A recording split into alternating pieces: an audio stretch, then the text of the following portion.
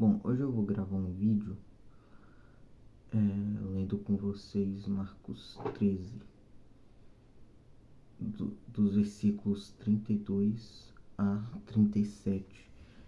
É uma exortação que Jesus faz depois do sermão escatológico dele.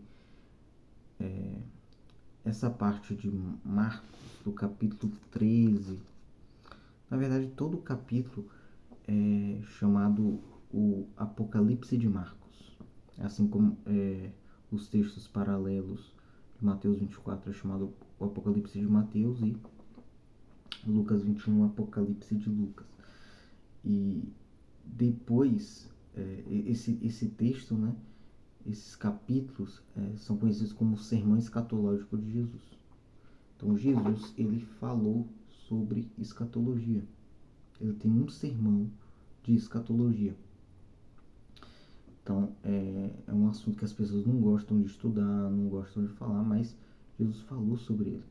A gente deve estudar o que ele falou, ok? E ele termina o sermão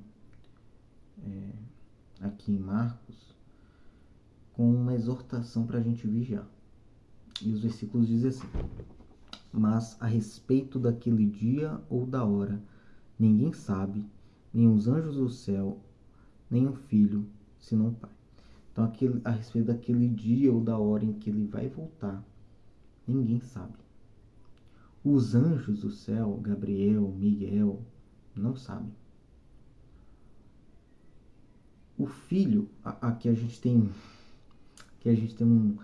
um problema, né, teológico, porque o Filho, que no caso é ele mesmo, Jesus, é Deus. E Deus é onisciente, Deus sabe todas as coisas. E Jesus disse que ele não sabe o dia que ele vai voltar, né? A solução desse problema está em Filipenses 2. Filipenses 2, versículo 7, fala que Jesus se esvaziou. Então Jesus, ele é Deus, ele é onisciente, mas ele se esvaziou. Ele se esvaziou de quê? Ele não se esvaziou da divindade dele, porque ele sempre foi 100% Deus. Ele também não se esvaziou dos atributos dele. Ele sempre teve a onisciência. Então, do que ele se esvaziou? O texto de Filipenses 2 fala da humildade de Jesus e da obediência dele. Então, ele se esvaziou no sentido de humildade. Eu gosto eu entendi isso com uma analogia que o Rodrigo Silva fez de uma pessoa muito rica, e essa pessoa, um bilionário, digamos assim, essa pessoa, ela pode andar, ela vai sair fazer alguma coisa e ela pode andar no carro que ela escolher, mas ela decide ir numa bicicleta. Ela não deixou de ser rica por causa disso, ela não perdeu a riqueza dela, ela continua, certo? Então, da mesma forma, Jesus ele tinha todos os atributos, mas ele escolheu até a sua morte não usar esses atributos. Então, no momento que ele está falando isso, que ele ainda não morreu, porque esse momento, quando a gente lê Filipenses 2, a gente vê que esse esvaziamento de Jesus é até a sua morte. O objetivo era ser obediente até o limite da obediência, que é a morte. E aí, nesse sermão, Jesus não usou a sua onisciência, a humildade de Jesus. Ele não usou os seus atributos, inclusive não usou a sua onisciência para saber o dia que ele voltaria. Claro que hoje ele sabe sim o dia que ele vai voltar. Mas é isso. Jesus, ele começa esse trecho aqui quando ele vai falar sobre o dia e a hora que ele vai voltar. A primeira coisa que ele fala é que ninguém sabe, senão o Pai e obviamente Jesus também agora. E ele diz: estejam de sobreaviso e vigiem, porque vocês não sabem quando será o tempo. É como um homem que, ausentando-se do país, deixa sua casa, dá autoridade aos seus servos, a cada um a sua obrigação, e ao porteiro ordena que vigie.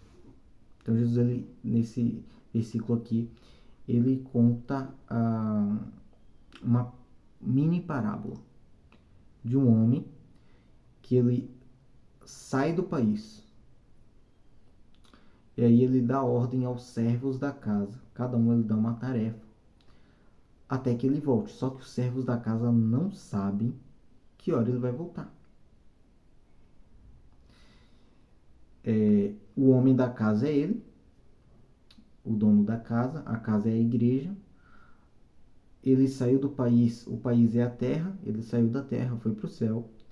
E antes dele sair, ele dá ordem aos seus servos. Que é, no caso, a grande comissão. Que ele dá ordem aos servos.